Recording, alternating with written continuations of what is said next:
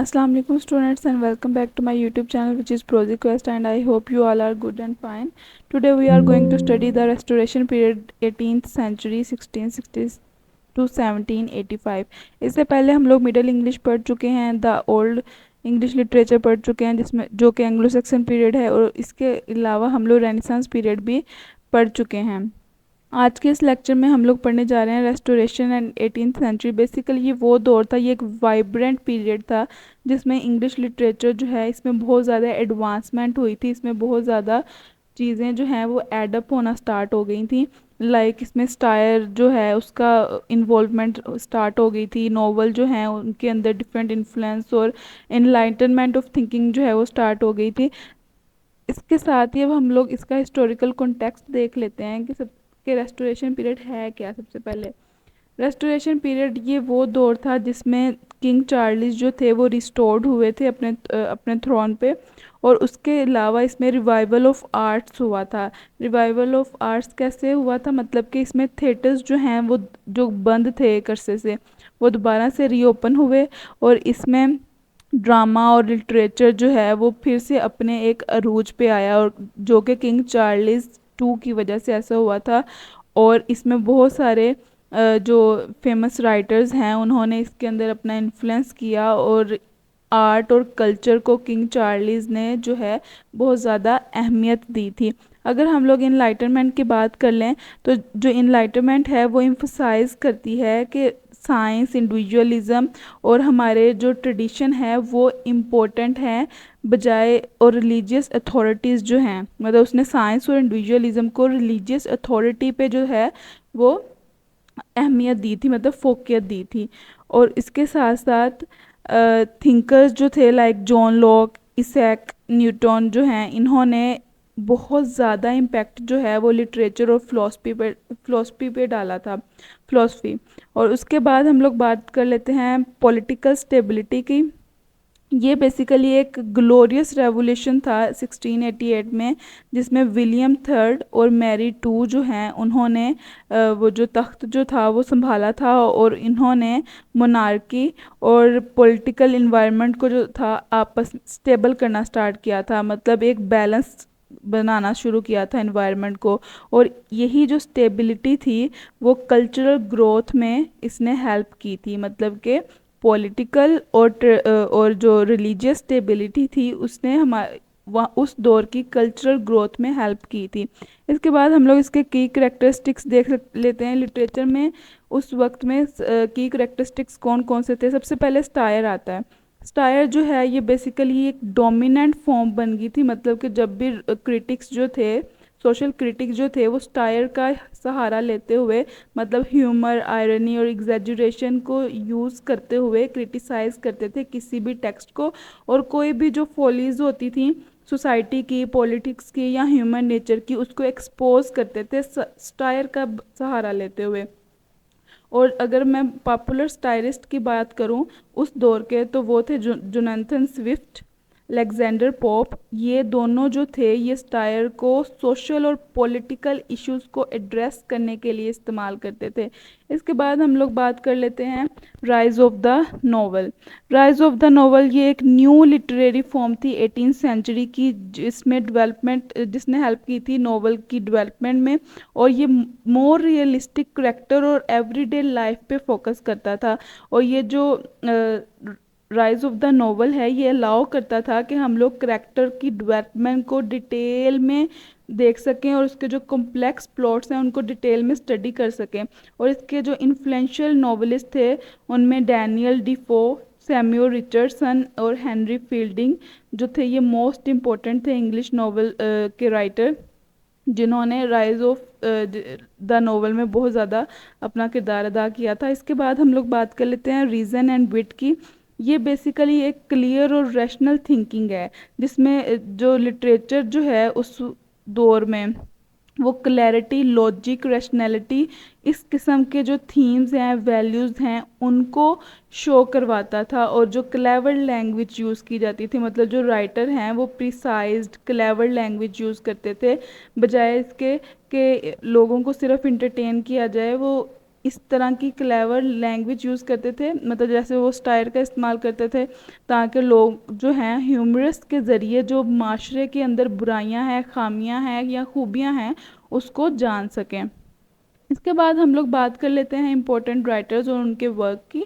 John Dryden जो कि 1631 से 1700 तक का उनका लाइफ स्पैन है, उनका जो मेजर वर्क था वो एब्सलम एंड एकिटोफल था। और ये बिब्लिकल एलिगरी यूज़ करते थे पॉलिटिकल इवेंट्स और उस वक्त के जो पॉलिटिकल इवेंट्स हैं उसको दिखाने के लिए। और ये जो एब्सलम एकिटोफल है ये एक हिस्टोरिकल पोइम है, मतलब इसमें बहुत ज़्यादा स्टायर यूज़ किया गया है। ड्राइडन जो हैं ये एक लीडिंग पोइट थे, ड्रामाटिस्ट थे, क्रिटिक थे, जिन्होंने उस रिस्टोरेशन के लिटरेरी कल्चर को शेप देने में बहुत ज़्यादा हेल्प की है। इसके बाद बात कर लेते हैं एफ्रा बहन, जिनका लाइफ स्पैन है 1640 टू 1689।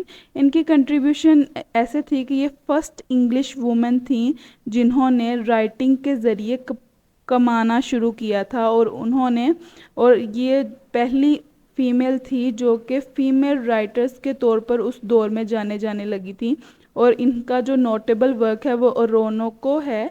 ये एक ऐसा नोवेल है जो कि अफ्रीकन प्रिंस के इंस्लेव्ड होने पर लिखा, मतलब जो अफ्रीकन प्रिंस है वो अमेरिका का इंस्लेव्ड है, वो इस बेस पे लिखा गया था। बेसिकली ये एड्रेस करती है इश्यूज ऑफ रेस, ऑनर और स्लेवरी को। एफ्रा बहन क्या थी, इन्होंने रेस, ऑनर और स्लेवरी के जो इश्यूज हैं उसको जो है एड्रेस किया था। और एक फर्स्ट फीमेल ऑथर थी जो कि कमाना शुरू किया था उन्होंने अपनी राइटिंग से। इसके बाद हम लोग बात कर लेते हैं अलेक्जेंडर पोप की, जिनका लाइफ स्पैन है 1688 टू 1744। उनके जो मेजर वर्क्स हैं the rape of the lock, ये एक मॉक एपिक पोइम है जो कि हिस्टोरिकल पोइम है, मतलब इसमें बहुत ज़्यादा स्टाइल यूज़ किया गया है, मतलब हाई सोसाइटी के बारे में और ह्यूमरस के ज़रिए जो है उनकी जो हाई सोसाइटी हैं उनके बारे में, उनकी जो सबसे ज़्यादा उनकी खराबियां हैं वो बयान की गई हैं। और इसका अगर हम लोग कंट्रीब्यूशन देख लें पॉप का, ये एक हीरोइक कपलेट के तौर पर जाने जाते थे, मतलब मास्टर थे उसके।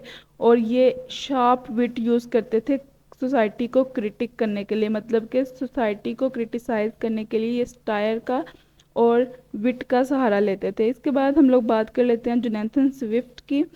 अगर इनके कंट्रीब्यूशन की बात करें तो ये एक नोटेड राइटर के तौर पर जाने जाते हैं जिन्होंने बहुत ज़्यादा स्टाइल यूज़ किया और सोशल कमेंट्री की है। अगर इनके मेजर वर्क की बात करें तो गुलिवर ट्रैवल जो है ये एक इनका historical travel narrative critic novel है, जिसमें इन्होंने ह्यूमन नेचर और कंटेम्प्रेरी सोसाइटी को एक एडवेंचरस प्रोटैगनिस्ट के ज़रिए जो है शो करवाया है।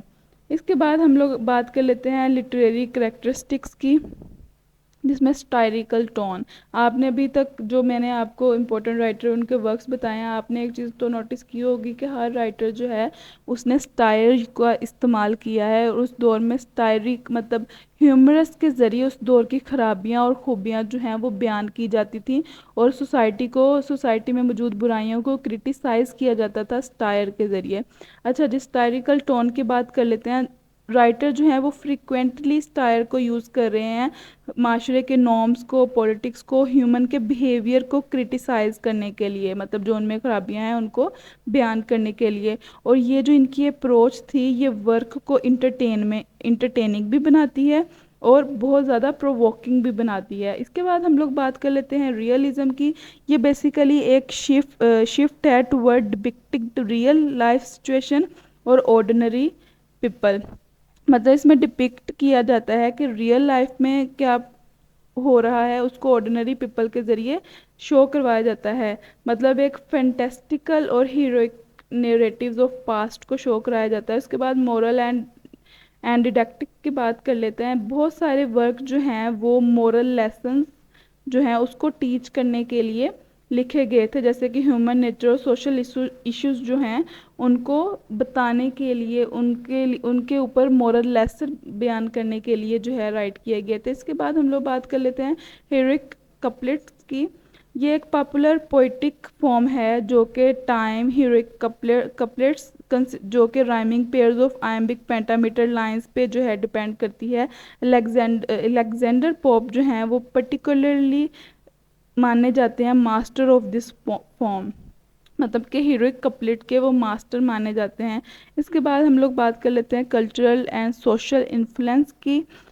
थिएटर्स जो थे रेस्टोरेशन पीरियड में रीओपन हो गए थे, ड्रामा जो है वो फ्लरिश्ड होते थे, प्ले राइट्स जैसे कि जॉन ड्राइडन, विलियम कनग्रीव जो है उन्होंने पॉपुलर वर्क्स जो है उनको प्रोड्यूस किया था, मतलब उनको थिएटर पे परफॉर्म करवाया था।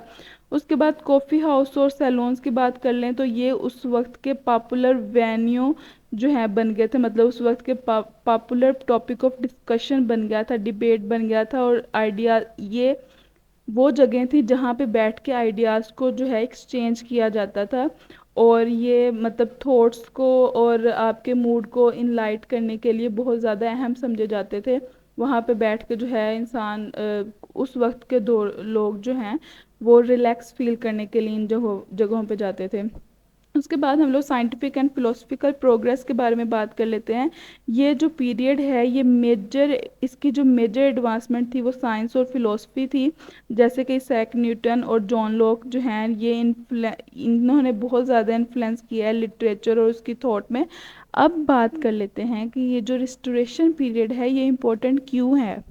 सबसे पहली बात कि इसमें डेवलपमेंट ऑफ नॉवल हुई है, इसमें स्टायर और क्रिटिक इस्तेमाल हुआ है, इसमें कल्चरल रिवाइवल की बात की गई है, मतलब कि ये जो पीरियड है ये ग्राउंड वर्क और मॉडर्न नॉवेल्स के लिए एक ग्राउंड प्रोवाइड करता है, ठीक है, ताकि जो करेक्टर की डेवलपमेंट, उसकी रियलिस्टिक स्टोरी टेलिंग और कॉम्प्लेक्स प्लॉट्स जो हैं उसके ऊपर फोकस किया जा सके।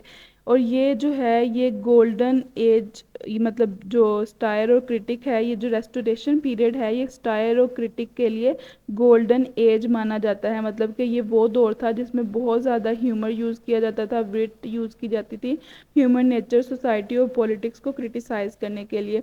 कल्चरल रिवाइवल इसमें इस तरह से हेल्प करता था कि इसमें आर्ट और कल्चर का जो इन्फ्लुएंस है वो लिटरेचर में बहुत सालों के बाद जो है दोबारा से रीबिल्ड हुआ था। अगर मैं इस पूरे वीडियो का आपको क्विक रिकैप दूं तो हमने सबसे पहले हिस्टोरिकल कॉन्टेक्स्ट की बात की, जिसमें मैंने बताया कि रिस्टोरेशन पीरियड होता क्या है, इनलाइटमेंट की बात की, फिर इसके की करेक्टरिस्टिक जो कि बहुत इंपॉर्टेंट है, satire, rise of the novel, reason of the wit की बात की, फिर हम लोगों ने इंपॉर्टेंट राइटर जिसमें John Dryden, Aphra Behn, Alexander pope, Jonathan Swift, इसके अलावा और भी हैं जैसे कि सैमुअल रिचर्डसन, डैनियल डिफो, इनकी बात की। और हम अब की वर्क्स जो थे उस वक्त के, वो रोंको था, the rape of the lock था, द एप्सलम एंड एकीटोफल था, उसकी हम लोगों ने बात की। एंड पे हम लोगों ने बात की कि ये क्यों इम्पोर्टेंट है। Thank you so much for watching my video. अगर मेरी वीडियो आपके लिए ज़रा भी हेल्पफुल रही हो तो kindly subscribe my channel, and अगर आपको किसी और टॉपिक पे वीडियो लेक्चर चाहिए तो tell me in my comment section. And thank you so much for listening me. अल्लाह हाफिज़।